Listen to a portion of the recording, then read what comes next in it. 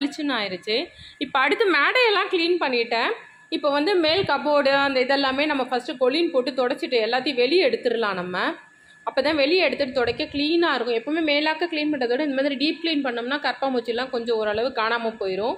So அதனால் first Colin போட்டு எல்லாருமே வந்து மேலே க்ளீன் பண்ணிவிட்டு கீழே வருவாங்க. நான் வந்து ஃபஸ்ட்டு கீழே க்ளீன் பண்ணிட்டேன்.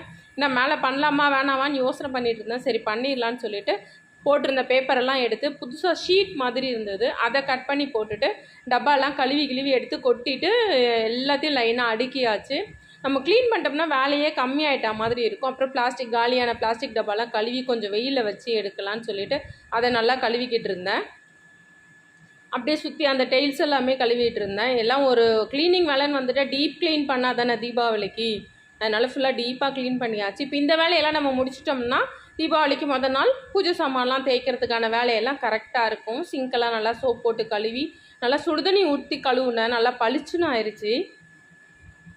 இப்போ வந்து மிக்ஸி இந்த இடம்லாம் இது பண்ணிட்டேன். இப்போ இந்த ஸ்டாண்ட் வந்து நான் என்ன பண்ணேன், அந்த சின்ன கிரைண்டர் மேலே சும்மா ஒரு க்ரிப்பு மாதிரி வச்சுட்டு கேப்பு பின்னாடி உள்ள ஜன்னலோட சேர்த்து கட்டிட்டேன். இல்லைன்னா அது ஒரு இடம் அடையுது, அதனால அந்த இடத்துல கட்டிட்டு சும்மா ஒரு பேப்பர் கிரைண்டர் மேலேயே ஒரு பேப்பர் வச்சு இந்த மாதிரி ட்ரே வச்சுட்டேன். கூல் ட்ரிங்க்ஸ் பாட்டில் தண்ணி பாட்டிலெல்லாம் இந்த மாதிரி வச்சோம்னா நமக்கு தேடாமல் கொஞ்சம் எடுக்கிறதுக்கு ஈஸியாக இருக்கும். யூஸ் அண்ட் த்ரோ தான், ஆனால் ஒரு வாட்டி எதுக்காவது எப்படியாவது ஊற்றுறதுக்கு யூஸ் ஆகும்னு வச்சிருவேன் நான். இந்த பக்கம் அக்வா கார்டு மேலே காஞ்ச பூ சிரட்டெல்லாம் எடுத்து வைப்பேன். அது வாரத்துக்கு ஒரு வாட்டி வெளியே போட்டு காய வச்சுருவேன். இதெல்லாம் ஸ்க்ரப்பு இதெல்லாம் தேய்ச்சி கழுவி ரொம்ப மோசமாகிடுச்சு, தூக்கி போட்டுட்டு புதுசு எடுத்து வச்சிடலான்னு புதுசையும் எடுத்து வச்சுட்டேன். இந்த மாதிரி ஸ்க்ரப்பு இதெல்லாமே ரொம்ப நாளைக்கு யூஸ் பண்ணாதீங்க. கொஞ்சம் ஒரு மாதிரி ஆயிடுச்சுன்னா நீங்கள் தூக்கி போட்டுட்டு வேறு யூஸ் பண்ணுங்கள். ஏன்னா அதே இதை வச்சு திரும்ப பாத்திரத்தை க்ளீன் பண்ணாலும் பிரயோஜனமே கிடையாது. இப்போ ஃப்ரிட்ஜுமே ரொம்ப டீப் க்ளீன் பண்ணலை. ஃப்ரிட்ஜு வந்து எப்போவுமே அழுக்கெல்லாம் இருக்காது, கொஞ்சம் நீட்டாக தான் இருக்கும் ஃப்ரிட்ஜு.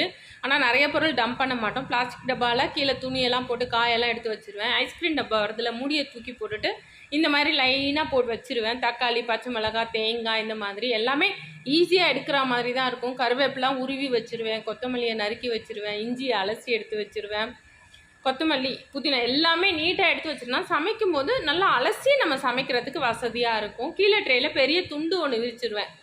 பெரிய காயெல்லாம் போடும்போது வேக்காமல் நல்லா ஃப்ரெஷ்ஷாக நல்லாயிருக்கும். இப்போ வந்து எங்கள் வீட்டு ஃப்ரிட்ஜில் இவ்வளோ தான், இப்படி தான் இருக்கும். மாவு அரைச்சி வைக்கிறது அந்த மாதிரி தான் இருக்கும். இந்த சட்னி, சாம்பார் இந்த மாதிரி விஷயம்லாம் ஃப்ரிட்ஜுக்கு போகாது. சாப்பிடுவோம், மீதிலாம் அந்தளவுக்குலாம் இருக்காது. மத்தியானம் சாப்பிட்றது மத்தியானத்தோட காலி ஆயிரும். அப்புறம் பாருங்கள், இதெல்லாம் வந்து ஃபேஸ் மாஸ்க்கு. இது ஃப்ரிட்ஜில் கண்டிப்பாக எப்போவுமே ஒரு 4-5 இருக்கும். ஏன்னா என் பொண்ணு இது தான் யூஸ் பண்ணுவாள். கொஞ்சம் ஃப்ரிட்ஜுன்றது ஸ்மெல்லு வராமல் கொஞ்சம் நீட்டாக வச்சுக்கோங்க. இது எலுமிச்சை தோல் எடுத்து வச்சுருக்கேன். இஞ்சியும் எலுமிச்சை தோலும் அடிக்கடி நான் ஒரு ஜூஸ் மாதிரி அடித்து